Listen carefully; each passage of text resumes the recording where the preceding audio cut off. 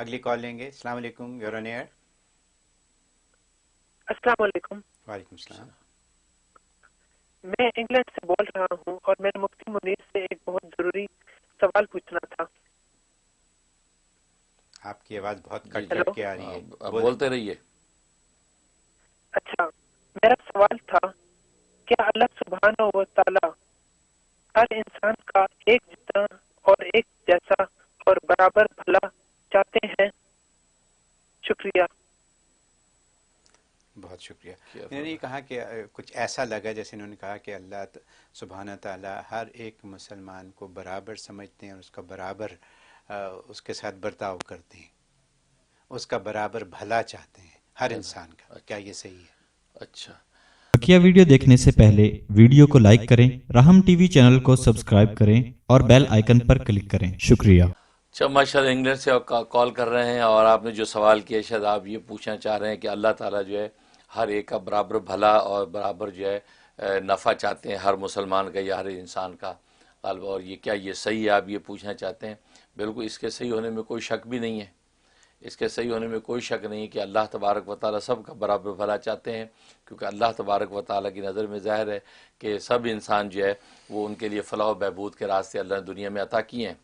باقی وہ الگ بات ہے کہ جو شخص خود بھی اپنا بھلا چاہتا ہو تو اللہ کو اس کے ساتھ زیادہ افیکشن ہو جاتی ہے کہ یہ خود بھی بھلا چاہتا ہے، میری طرف بھاگ رہا ہے، میری طرف دوڑ رہا ہے، مجھے چاہتا ہے اور دنیا میں کامیابی کے لیے مجھے تلاش کرتا ہے. تو اللہ کو ظاہر ہے کہ اس کے ساتھ زیادہ ایک تعلق ہو جاتا ہے، اور پھر اس کا اتنا تعلق بڑھ جاتا ہے کہ بخاری شریف کی حدیث ہے کہ اللہ اس کی آنکھ بن جاتا ہے جسے دیکھتا ہے، اللہ اس کے کان بن جاتا ہے جسے وہ سنتا ہے، اللہ اس کے ہاتھ بن جاتا ہے جسے وہ پکڑتا ہے، اللہ اس کے قدم بن جاتا ہے جسے وہ چلتا ہے. تو یہ ہے. تو اللہ تبارک و تعالیٰ تو ساری انسانیت کا سب لوگوں کا بھلا برابر ہی چاہتے ہیں، لیکن اب لوگوں میں درجہ بندی کب پیدا ہوتی ہے؟ جب لوگ اسی اعتبار سے اپنا بھلا کہ اللہ ہمارا بھلا چاہتا تو ہم بھی اس کا بھلا چاہیں.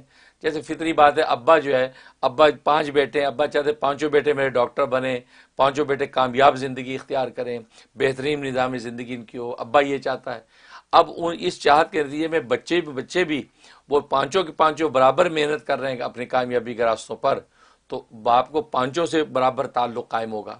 لیکن اگر پتہ چلا اس میں 3 تو بالکل سیریس ہیں اپنی کامیابی کی منزل کے لیے، باقی 2 جو سست ہیں، کاہل ہیں، پسڈی ہیں، وہ محنت نہیں کرتے، وہ جناب سوتے رہتے ہیں، کھاتے رہتے ہیں، آوارگی کرتے ہیں، تو باپ کو، ابا کو ان کے ساتھ وہ قلبی افیکشن کم ہو جاتا ہے کہ دیکھو یہ نالائق جو ہے، میری جو چاہت ہے کہ 5 بچے کامیاب ہوں، یہ 2 بچے جو ہے میری بات سمجھ نہیں رہے.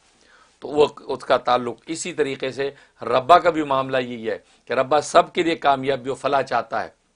تبھی کم و بیش 1,24,000 انبیاء اکرام علیہ الصلوۃ والسلام بھیجے ہیں تاکہ انہی جیسے ہوں، انہی کو دنیا کے اندر رہتے ہوئے راستے بتائیں کہ یہ کامیابی اور رحمان کے راستے ہیں، یہ ناکامی اور شیطان کے راستے ہیں، اور پھر کامیابی کے راستے پہ لگنے والے منزلوں پہ پہنچے.